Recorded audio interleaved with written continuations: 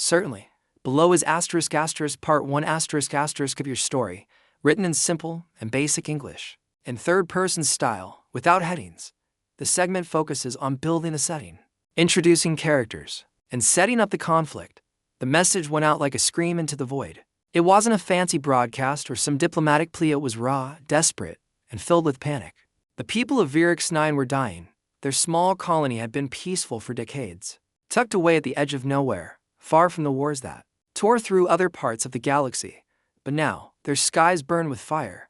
Their homes crumbled under alien boots, and their hope was fading fast. It all started when the Zalari Dominion showed up. No one knew why they came. Maybe it was greed. Virix 9's rare minerals were worth a fortune. Or maybe it was just because they could. The Zalari didn't care about explanations. They swept in with their sleek ships, their glowing weapons, and their endless armies. To them, this was just another conquest. For the colonists, it was the end of everything they'd built. In the early days, the colonists tried to fight back. They had guns, old ones, mostly, and a few armored vehicles left over from the settlement's founding. But against the Zalari, it was useless. Every time they stood their ground, they were crushed. Every time they ran, they were hunted down. Now, weeks into the invasion, the only thing keeping them alive was sheer stubbornness. From the ruins of what used to be the capital city, Commander Riley shouted orders into his comm unit. His voice cracked with exhaustion, but he didn't stop. If he stopped, so did everyone else. And if they stopped, the colony would fall. Around him, survivors crouched behind makeshift barricades, burnt-out cars, chunks of concrete, anything they could find. The air smelled of smoke and fear. "Hold the line," Riley yelled, though he wasn't sure who he was talking to anymore. Half his people were dead or missing. The rest looked like ghosts, hollow-eyed and trembling. He couldn't blame them. None of them had signed up for this. They were farmers, miners, teachers, not soldiers. A sudden explosion rocked the ground, sending debris flying. Riley ducked instinctively, shielding his face with his arm. When he looked up again, one of the barricades was gone, replaced by a crater. Two of his men lay motionless nearby. He clenched his jaw and forced himself to keep moving. There was no time to grieve. "We need help," someone shouted, a young woman named Clara. She was clutching a rifle too big for her hands, her knuckles. "Why? We can't hold out much longer." Riley nodded grimly. He knew she was right. Without reinforcements, they wouldn't last another day. But who would answer their call? The Galactic Concordance, the big alliance of planets and species that supposedly kept the peace, was light years away. Even if they heard the distress signal, it would take weeks for them to respond. By then, there'd be nothing left to save. Still, Riley gave the order. "Send the signal," he said. Tell them we're done for unless they hurry." Clara hesitated, then keyed in the transmission. Her fingers trembled as she typed out the coordinates of their location and a brief description of the situation. When she finished, she hit send and slumped against the wall. "Now we wait," she whispered, "but the universe doesn't always wait." Far away, in a sector of space claimed by humanity, a station floated silently in orbit around a rogue planet. Its name was irrelevant. Most people called it the Rock. It was a rough place, home to exiles, mercenaries, and anyone else who didn't fit in with the polished worlds of the Galactic Concordance. Among its inhabitants were a group known only as the Deathworlders. The Deathworlders weren't officially part of any military. They didn't wear uniforms or follow rules. They were survivalists, born and raised on planets so harsh that even breeding could kill you. Over time, they'd earned a reputation as troublemakers or worse. Some called them heroes, others called them monsters. Either way, they got things done. At the moment, Jake was sitting in the mess hall, picking at a plate of food that tasted like plastic. Across from him, Lena leaned back in her chair, cleaning her knife with slow, deliberate strokes. Neither of them spoke. They didn't need to. After years of fighting side by side, they understood each other perfectly. The alarm blared suddenly, cutting through the quiet. Everyone froze. Alarms on the Rock meant one thing. Something bad was happening. Jake stood first, grabbing his rifle from where it rested against the table. Lena followed suit, slipping her knife into its sheath. Together, they headed for the command center, pushing past others who scrambled to get out of their way. Inside, chaos reigned. Screens flashed with data, and voices shouted over each other. At the center of it all stood Captain Hayes, a grizzled veteran with more scars than teeth. He glanced up as Jake and Lena entered, relief flickering across his face. "You too," he barked. "We've got a problem." Jake crossed his arms. "What kind of problem?" Hayes gestured to one of the screens. It displayed the distress signal from Virix 9, this kind. "Colony under attack. Aliens. Big ones. Looks like they're losing. Lena raised an eyebrow. And you want us to go? It's not about what I want, Hayes snapped. It's about what needs doing. You're the closest team we've got. If you don't move, those colonists are dead. Jake frowned. He hated being told what to do, especially by someone like Hayes. But deep down, he knew the captain was right. The Deathworlders didn't have a choice, not really. Helping people was what they did even if it meant walking straight into hell. Oh, right, Jake said finally. We'll go. Hayes nodded sharply. Good. Prep the dropship. You leave in 10. As Jake and Lena turned to leave, Lena smirked. You think these aliens know what's coming? Jake shrugged. Probably not. Makes it more fun. Back on Virix 9, the colonists huddled together, watching the horizon. The sky was dark now, lit only by the glow of distant fires. Somewhere out there, beyond the stars, their message was traveling. Whether anyone would hear it or care remained to be seen for now. All they could do was wait and pray. Would you like me to format this into a downloadable document opening .docx or .pdf? Let me know how you'd like to proceed. Here's part to of your story, written in simple and basic English and third-person style. Without headings, the segment focuses on the arrival of the Deathworlders, their first interactions with the colonists, and their initial clash with the Zalari forces. The night was quiet to quiet. The colonists had grown used to the constant hum of alien engines and the distant rumble of explosions. But now, as they crouched behind their crumbling barricades, there was nothing but silence. It was unnerving. Commander Riley stood at the edge of the ruins, scanning the horizon with a pair of binoculars. His hands shook slightly. Though he tried to hide it, he didn't know what scared him more. The thought that no one was coming to help, or the possibility that someone might show up and make things worse. Do you think they got the message? Clara asked softly. She was sitting on the ground, her rifle resting across her knees. Her voice was barely above a whisper, as if speaking too loudly might summon the enemy. I don't know, Riley admitted, but we'll find out soon enough. As if on cue, the sky lit up. A streak of fire tore through the atmosphere, trailing smoke and sparks. At first, the colonists thought it was another Zalari attack, a missile or a falling ship. But then the object slowed down, its descent controlled despite the chaos it left in its wake. With a deafening crash, it slammed into the ground less than a mile away, kicking up a cloud of dust and debris. What the hell was that? Someone shouted. Riley lowered his binoculars, his heart pounding. Whatever it wasn't Zalari. Their ships moved smoothly, silently. This was something else entirely. We need to check it out, Riley said, though every instinct told him to stay put. If reinforcements had arrived, they needed to know about it. But if it was something or someone else, I'm coming with you, Clara said firmly, standing up. There was no room for argument in her tone. Together, they gathered a small group of volunteers and set off toward the crash site.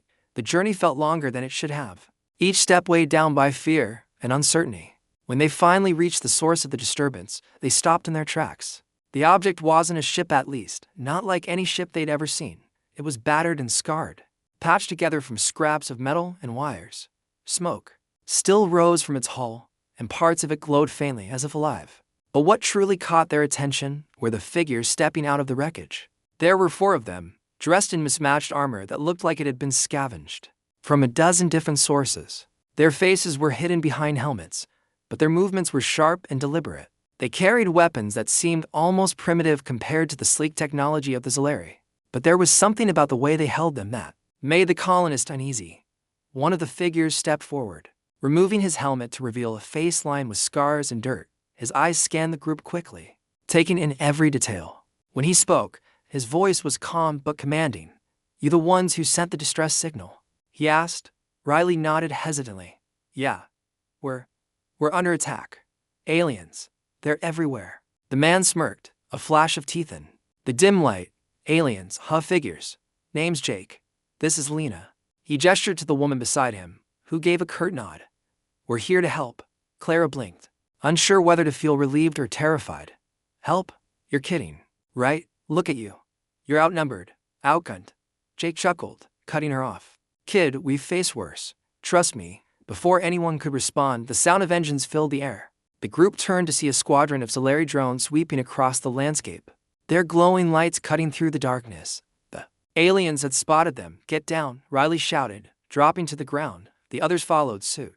pressing themselves against the dirt as the drones opened fire. Energy beams sliced through the air, carving chunks out of the terrain. Jake didn't move. Instead, he raised his weapon, a bulky rifle that looked like it belonged in a museum, and fired a single shot. The blast hit one of the drones dead center, sending it spiraling to the ground in a shower of sparks. The other drones hesitated, giving Jake just enough time to shout orders. Lena, flank left. Rest of you, cover us. Without waiting for confirmation, Jake charged forward, firing wildly. Lena darted to the side, disappearing into the shadows. The colonists stared in disbelief. No one fought like this, not against the Zalari. People were supposed to hide, to run, to surrender. Not these strangers. Clara snapped out of her daze and raised her rifle, aiming at one of the remaining drones.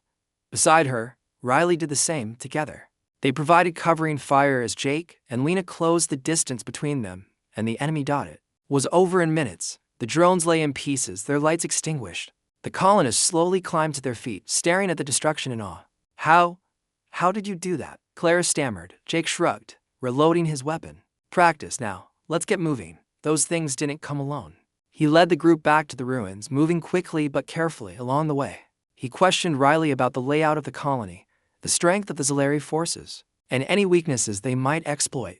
Riley answered as best he could, though his mind was still reeling from what he'd just witnessed. When they reached the barricades, the rest of the colonists greeted them with a mix of relief and suspicion. Jake ignored the stares, focusing instead on assessing the defenses. He pointed out flaws in their positioning, suggested new tactics, and even helped reinforce the barriers with scrap metal and rubble. They're going to hit us again, Jake warned. And next time, it won't just be drones. Be ready.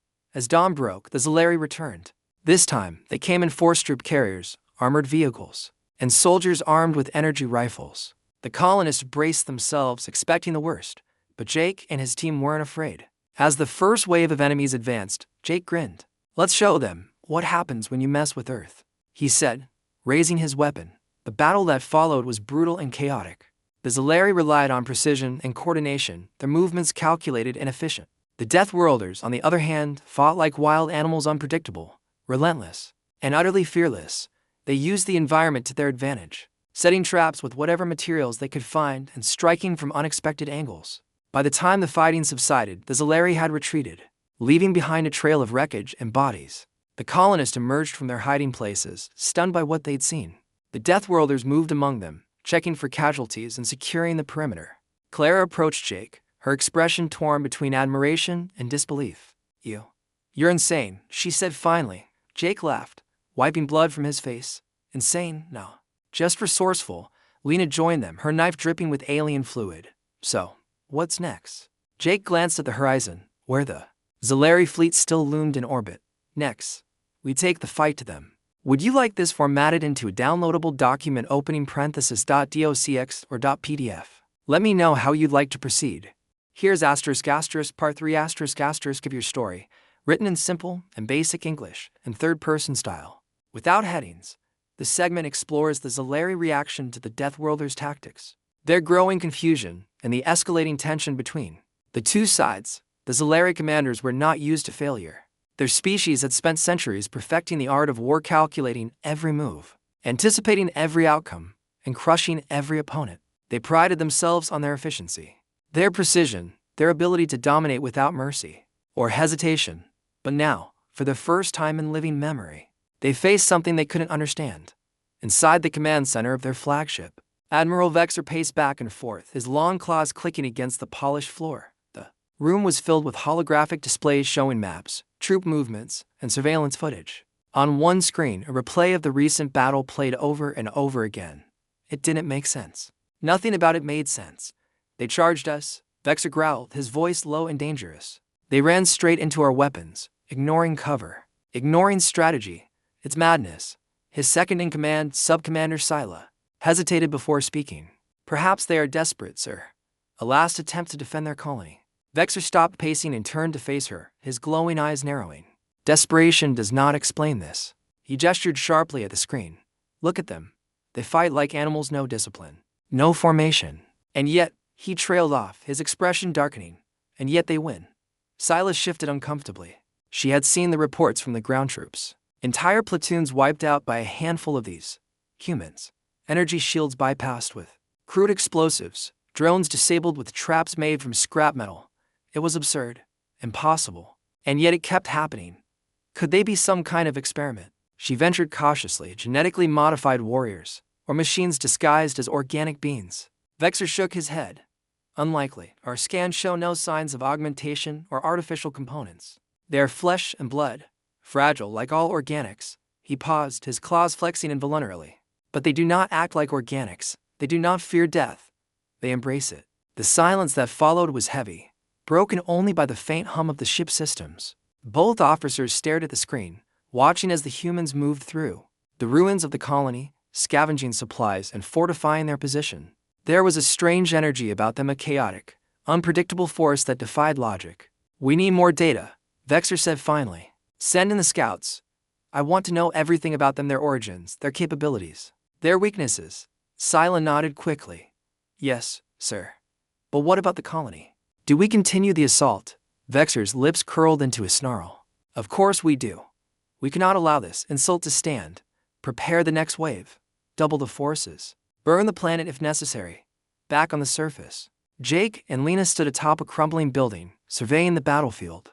The sun hung low in the sky, casting long shadows across the rubble-strewn streets. Below them, the colonists worked tirelessly to reinforce the barricades and tend to the wounded. Despite the chaos, there was a new sense of hope in the era. Belief that maybe, just maybe, they could survive this. They're going to hit us again, Lena said. Her voice calm but firm. Harder this time, Jake nodded, his gaze fixed on the horizon. Yeah. But they don't know what they're dealing with. Not yet. Lena glanced at him, her brow furrowing slightly. You think we can hold them off? We have to. Jake replied simply. Then, after a moment, he added, besides, we've got something they don't. What's that? A reason to fight? Lena smirked, shaking her head. Always the philosopher. Aren't you? Before Jake could respond, Clara appeared at the base of the building, waving frantically to get their attention. Jake, Lena, you need to see this. The two exchanged a glance before climbing down to meet her. Clara led them to a makeshift workshop set up in the remains of an old warehouse inside. A group of colonists was hard at work assembling strange contraptions from spare parts and alien technology scavenged from the battlefield. This is incredible, Clara said, her excitement barely contained. We've been studying their weapons, their armor. Some of it's damaged, but we can salvage pieces if we combine it with your designs. She gestured to a table where a half-finished device lay. A hybrid weapon that looked like a cross between a rifle and a flamethrower. Jake picked it up, examining it closely. It was crude, but functional. More importantly, it was powerful, not bad, he said, handing it back. Keep working on it. We'll need everything we can get. As the colonists returned to their tasks, Lena leaned in closer to Jake. Think they can pull it off? They better, Jake muttered. Because we're running out of time. That night, the Zalari struck again. This time, they came under the cover of darkness, relying on stealth rather than brute force. Scouts infiltrated the outskirts of the colony, moving silently through the shadows. They were careful, methodical, confident that they could gather intelligence without being detected. They were wrong. Jake and Lena had anticipated the move. Using motion sensors cobbled together from alien tech and tripwires made from barbed wire, they turned the outskirts into a deadly maze. When the first scout triggered a trap, the explosion lit up the night like a beacon. Within seconds, the entire area erupted into chaos. The Zalari scrambled to regroup, but the humans were everywhere, darting between buildings, firing from rooftops, striking from unexpected angles. Jake and Lena led the charge, their movements fluid and relentless. For every alien soldier they took down, another seemed to appear, drawn by the sound of battle. But the humans weren't fighting alone anymore. Inspired by Jake and Lena's example, the colonists joined the fray. Wielding their makeshift weapons with surprising skill, together, they pushed the invaders back, forcing them to retreat into the wilderness. When the dust settled, the humans gathered around a pile of alien equipment left behind by the retreating forces. Among the spoils were weapons, communication devices, and fragments of armor, all valuable resources that could be studied and repurposed. This is good, Jake said, inspecting a piece of alien tech. Real good. Keep this up, and we might actually stand a chance. Clara nodded, her face streaked with dirt and sweat. So what's the plan now? Jake smiled grimly. Now, we take the fight to them. High above the planet, aboard the Zalari flagship, Admiral Vexer watched the latest footage of the battle. His claws dug into the armrest of his chair, leaving deep gouges in the metal. The humans had not only repelled the attack, they had inflicted significant casualties, and captured valuable equipment. How is this possible? He demanded, his voice trembling with rage. How can such primitive creatures defeat us? Scylla hesitated, choosing her words carefully. Sir, perhaps it is not their technology that gives them an advantage. Perhaps it is their mindset. Vexer turned to her, his eyes blazing. Their mindset. They do not fight like soldiers, Scylla explained. They fight like survivors, like predators. Every loss seems to make them stronger, more determined. It is as if they thrive in chaos. Vexer fell silent, his thoughts racing. For the first time, doubt crept into his mind. These humans were unlike anything he had ever encountered. They did not follow the rules of war. They did not adhere to logic or reason. They were a force of nature, a storm that refused to be contained. We must destroy them, he said finally, his voice cold and resolute, completely, before they spread further. Scylla bowed her head. As you command, sir. But even as she spoke, a flicker of unease passed over her face. Deep down, she wondered if destruction was enough, or if the humans would leave a mark far greater than anyone could imagine. Would you like this formatted into a downloadable document? Opening parenthesis .docx or .pdf. Let me know how you'd like to proceed. Here's part for of your story, written in simple and basic English and third-person style, without headings. This segment focuses on the Deathworlders' bold plan to take the fight to the Zalari command ship, their daring ascent into orbit, and the chaos they unleash aboard the alien vessel.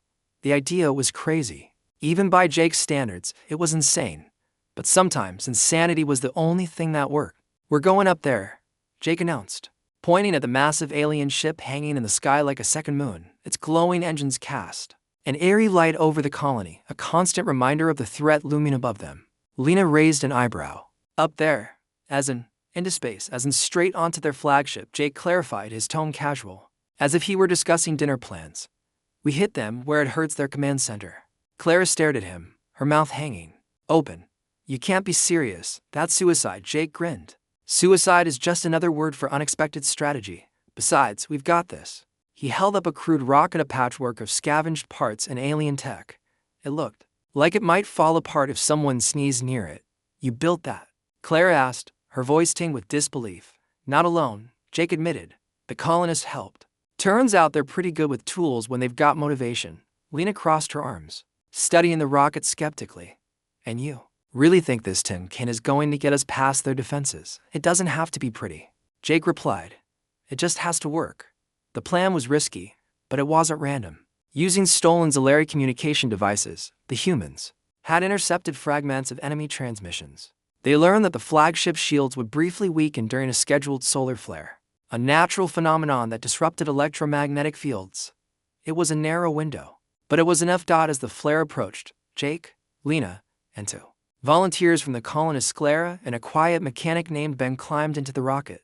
The interior was cramped and smelled of oil and burnt metal. There were no seats, just straps bolted to the walls to keep them from being tossed around during launch. Ready? Jake asked, his hand hovering over the ignition switch. No, Ben muttered, clutching his harness tightly. But I guess that doesn't matter. Clara forced a laugh. If we survive this, remind me to punch you. Jake smirked. Deal. With a deafening roar, the rocket launched into the sky. The force of acceleration pressed them back against the walls, making it hard to breathe. Outside, the atmosphere burned away in a fiery blaze, turning the portholes orange with heat. For a moment, it felt like the whole thing was going to tear apart, but it didn't. Slowly, the shaking subsided, and the flames gave way to the cold vacuum of space. Through the portholes, they could see the alien ship growing larger with every passing second. They must know we're coming, Lena said, checking her weapon one last time. Let them, Jake replied. They won't know what hit them. The Zalari flagship was a fortress, a sprawling labyrinth of corridors, chambers, and glowing conduits. Its crew moved with practiced efficiency, each member fulfilling their role without question. Admiral Vexer stood on the bridge, watching the monitors with a mixture of frustration and curiosity. The humans had been quiet since the last attack, almost too quiet. Then the alarms blared. Report. Vexer snapped, his claws digging into the console. Incoming object. One of the officers shouted. Small craft, unregistered. It's breaching our shields. Vexer's eyes widened. How is that possible? Before anyone could answer, the rocket slammed into the hull with a deafening impact. Sparks flew as metal buckled and air rushed out of the damaged section. Emergency. Bulkheads sealed off the breach, but the damage was done. for figures emerged from the wreckage, clad in mismatched armor and armed to the teeth humans. Vexor hissed, his voice dripping with venom. Find them. Kill them. Inside the ship. Chaos reigned. The Deathworlders moved quickly, their movements sharp and coordinated. Jake led the charge, his rifle blazing as he fired at anything that moved. Lena followed close behind, her knife flashing in the dim light as she dispatched enemies with brutal efficiency. Clara and Ben stayed close, covering their backs and setting traps to slow down pursuing forces. The Zalari soldiers were caught off guard. They had expected resistance, but not like this. These humans didn't fight like soldiers, they fought like predators, striking without warning and disappearing before they could be countered. Every corridor became a battlefield, every room a trap. This way, Jake shouted, gesturing toward a set of double doors marked with glowing symbols. That's the bridge. How do you know? Clara asked, panting as she reloaded her weapon. Because it's the biggest, shiniest door, Jake replied. And because I'm awesome. Lena rolled her eyes but didn't argue. Together, they pushed forward, cutting through waves of enemies until they reached the entrance to the bridge. Jake planted a small explosive charge on the door and signaled for everyone to take cover. The explosion blew the doors off their hinges, sending shards of metal flying into the room beyond. Smoke filled the air as the Deathworlders stormed inside. Guns blazing, the bridge crew scrambled to defend themselves, but it was too late. Jake and Lena moved like a whirlwind, taking down officers and engineers with ruthless precision. At the center of the chaos stood Admiral Vexor. His claws gleamed in the dim light as he snarled, lunging at Jake with terrifying speed. The two collided in a flurry of motion, Vexor's claws slashing wildly, Jake dodging and countering with his rifle, but for a moment, it seemed like the alien might overpower him. Then Lena appeared, driving her knife into Vexor's side. The Admiral roared in pain, stumbling backward. Jake seized the opportunity, delivering a final blow that sent the alien crashing to the ground. Silence fell over the bridge. The surviving crew members stared in shock, unsure whether to fight or flee. Jake stepped forward, raising his weapon. Listen up, he said, his voice calm but commanding. Your boss is dead. Your fleet is next. Leave this planet, or we'll come find you. One of the officers hesitated, then nodded slowly. Understood. Back on the surface, the colonists watched as the alien ships began to retreat. Their massive forms pulled away from the planet, vanishing into the depths of space. Cheers erupted across the colony, echoing through the ruins. The battle was over. When Jake, Lena, Clara, and Ben returned, they were greeted as heroes. The colonists crowded around them, offering food, water, and thanks. But Jake didn't stick around for the celebration. As the sun rose over the battered landscape, he and Lena slipped away, disappearing into the wilderness once more. Clara found them just before they left. Where are you going? She asked, her voice soft but firm. Jake shrugged. Somewhere else. There's always another fight. Clara nodded, though sadness flickered in her eyes. Will we see you again? Jake smiled faintly. Maybe. Or maybe you'll hear about us. As they walked away, Lena glanced back at the colony. Think they'll be okay. They'll survive. Jake replied. They've got guts. That's all you really need. Would you like this formatted into a downloadable document opening .docx or .pdf? Let me know how you'd like to proceed. Here's Part 5 of your story, written in simple and basic English and third-person style. Without headings, the segment focuses on the aftermath of the battle, the ripple effects of the Deathworlders' actions across the galaxy, and a growing legend of their exploits. The colony was quiet for the first time in weeks. The air still smelled of smoke and ash, but the constant hum of alien engines was gone. The Zalari had fled, leaving behind only wreckage and fear for the colonists of Virix 9. It felt like a miracle, a second chance they hadn't dared to hope for. Commander Riley stood at the edge of the ruins, staring up at the sky. The stars twinkled faintly, cold and distant. He couldn't shake the feeling that something bigger was coming. The Zalari weren't the type to give up easily. They'd been driven off, but not defeated. Somewhere out there, they were regrouping, planning their next move. Clara joined him, her rifle slung over her shoulder. She looked tired, but there was a spark in her eyes, a newfound confidence that hadn't been there before. Do you think they'll come back? She asked softly. Riley hesitated. Maybe, but if they do, we'll be ready. Clara nodded, though doubt lingered in her voice. Because of them. Riley followed her gaze to the horizon, where Jake and Lena had disappeared hours earlier. Yeah, because of them, far away. Aboard what remained of the Zalari flagship, panic spread like wildfire. Admiral Vexor was dead, his body left behind on the bridge as the surviving crew fled. The loss of their leader was devastating, but it was the manner of his defeat that truly terrified them. These humans, these savages, had infiltrated their ship, slaughtered their soldiers, and walked away unscathed. It was unthinkable. In the days that followed, reports poured in from other sectors of space. Other colonies had begun resisting the Zalari, emboldened by the news of Virix 9's victory. Some claimed the humans had arrived just in time, turning the tide of battles that seemed hopeless. Others whispered of ghostly figures appearing in the night, striking fear into the hearts of the invaders. The Galactic Concordance, the alliance of planets and species that governed much of the known galaxy, was equally baffled. Their diplomats scrambled to piece together what had happened on Virix 9. Who were these humans? Where had they come from? And why had they intervened? It doesn't make sense. One analyst muttered during a meeting. Their technology is primitive, their tactics reckless. How did they manage to defeat the Zalari? Another shook his head. It's not about technology or tactics, it's something else. Something primal. The phrase stuck across the galaxy. People began referring to the mysterious warriors as the primals. Others called them the Storm Men, or simply Deathworlders. Whatever the name, the story spread quickly, growing more exaggerated with each retelling. They don't fight for glory, one trader claimed in a crowded bar. They fight because they enjoy it. They're not even afraid of death, another added.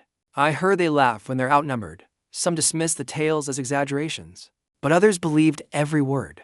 Fear began to take root among those who had once underestimated humanity. Rumors circulated that the Deathworlders came from Earth itself, a planet so harsh and unforgiving that it bred monsters.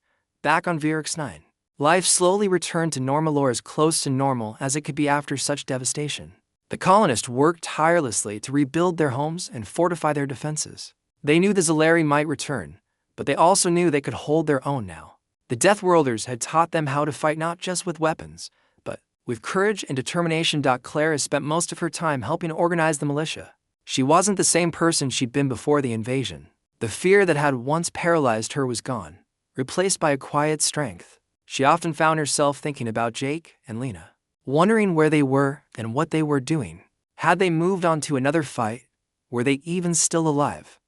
One evening, as she sat by a makeshift campfire, one of the older colonists approached her. His name was Ben the mechanic, who had volunteered to join the Deathworlders' assault on the flagship.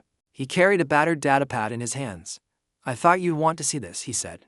Handing it to her, Clara took the device and activated it. The screen lit up with footage captured during the battle on the flagship. It showed Jake and Lena moving through the corridors, taking down enemies with brutal efficiency. In one clip, Jake delivered the message to the surviving Zalari crew. Leave this planet, or we'll come find you. Clara watched the video several times, her chest tightening with each replay. She didn't know why, but it made her feel proud. These two strangers had changed everything for her, for the colony, maybe even for the galaxy. Do you think they meant it? Ben asked quietly, about coming back. Clara shrugged. I don't know, but I hope so.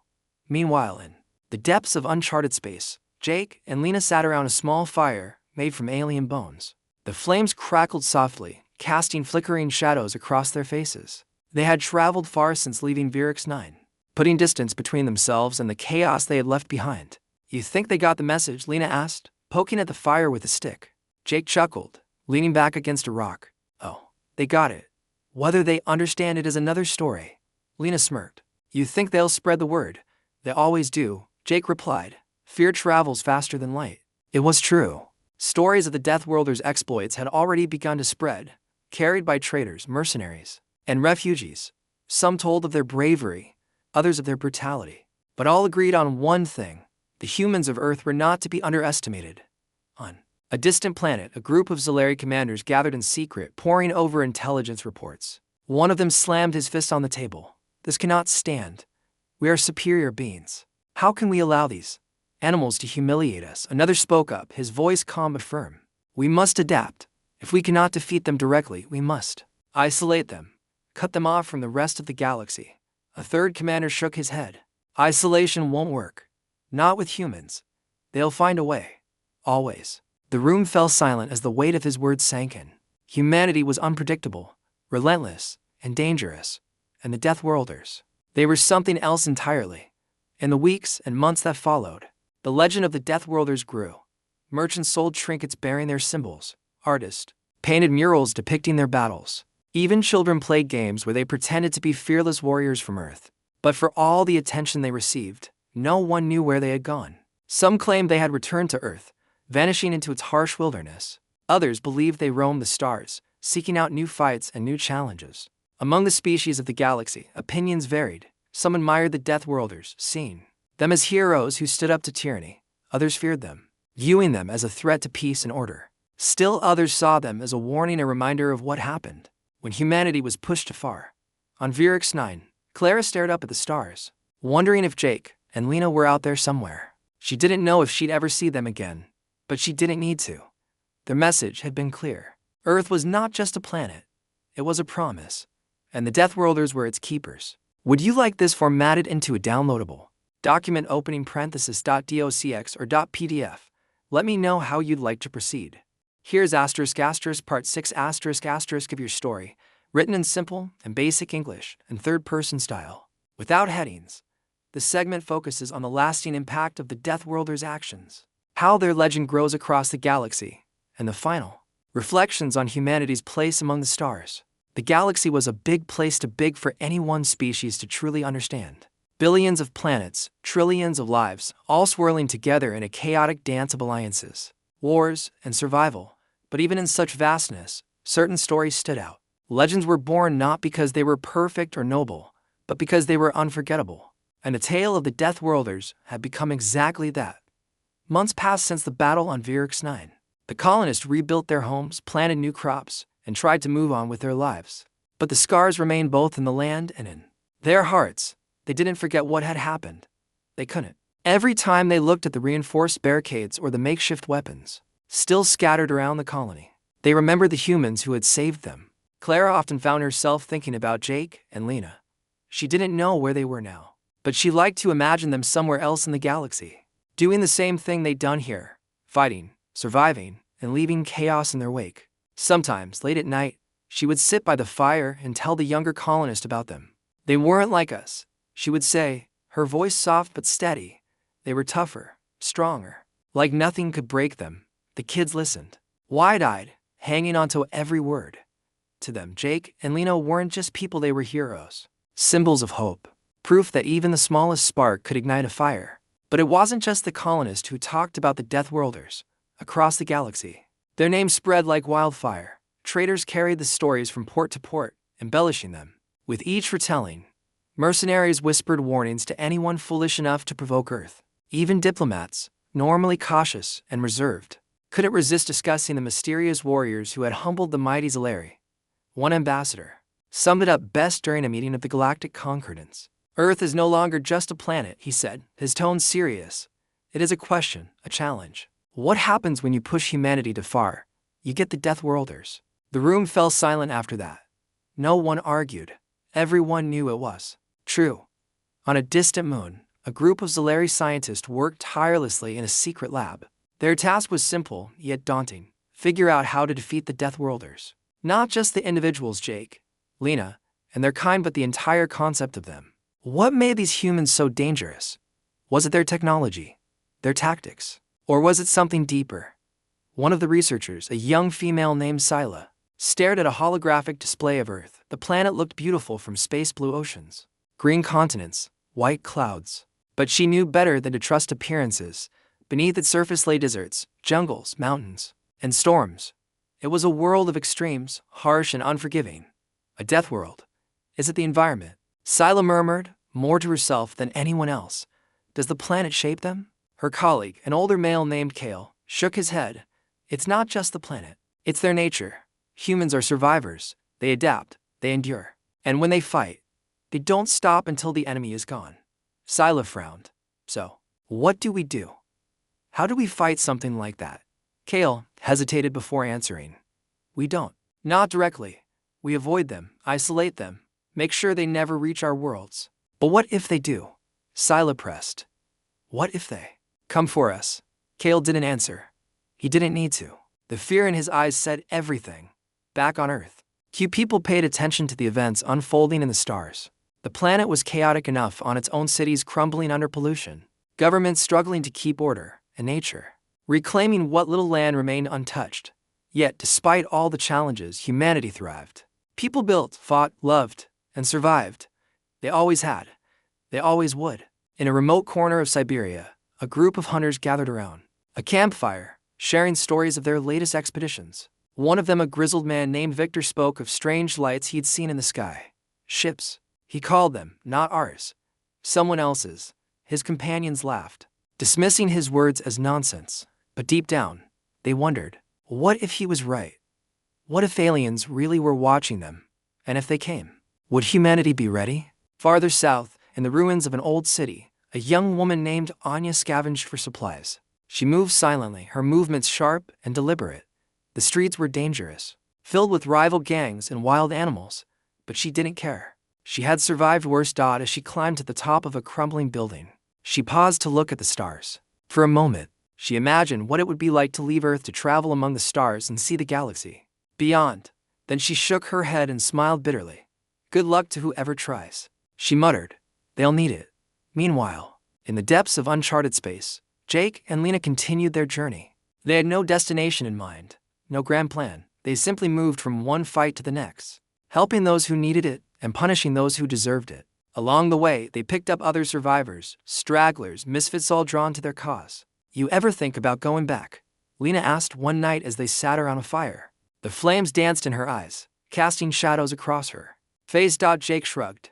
Back where Earth? There's nothing for us there. I'm not talking about Earth, Lena replied. I mean, anywhere. Settling down. Stopping. Jake laughed, though there was no humor in it. Stopping isn't in our nature. You know that. Lena nodded slowly. She did know that. But sometimes, in the quiet moments between battles, she wondered if there was more to life than this. More than chaos and bloodshed. More than running. Before she could say anything, a faint sound caught their attention, a ship descending through the atmosphere. It landed nearby, kicking up clouds of dust and debris. When the dust settled, a group of figures emerged, clad in mismatched armor and carrying crude weapons. Looks like we've got company, Jake said. Standing up and grabbing his rifle, the newcomers approached cautiously, their leader stepping forward to speak. We heard about you, he said, his voice rough but respectful, about what you did on Virix 9. We need your help. Jake exchanged a glance with Lena, then smirked. You're in luck. Help is what we do. Across the galaxy, the legend of the Deathworlders grew. Some saw them as saviors, others as monsters. But everyone agreed on one thing. They were unstoppable. Wherever they went, they left a mark, a reminder that humanity was not to be underestimated. And so, the message spread, carried by fear and respect alike, never provoked the humans, especially not the ones from Earth, because somewhere out there in the darkness of space, the Deathworlders waited, ready to strike, ready to fight, ready to remind the galaxy why they should never be forgotten. Would you like this formatted into a downloadable document opening parenthesis .docx or .pdf? Let me know how you'd like to proceed.